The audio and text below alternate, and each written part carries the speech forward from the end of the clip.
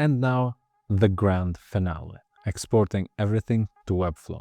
This is the part where we actually pretend like we spend lots of time, blood, sweat, and tears to export our masterpiece that actually took only 5 minutes. To do that, select the page and click Copy to Webflow. A window will pop up. Read it. It shows you how to transfer this entire thing. I don't know why you're watching this video. First, update your font. Click the A and question mark button to know which fonts have been used here and which one to upload. Head into Webflow project, open project settings, and go to the fonts tab. If your design uses Google font, just search and apply them. If the design includes custom fonts, don't worry. Download them with one click from Modulify and upload them manually. Second step, open your Webflow designer, navigate to the designated page, like the home page, and simply enter Command plus V. Finally, the preview.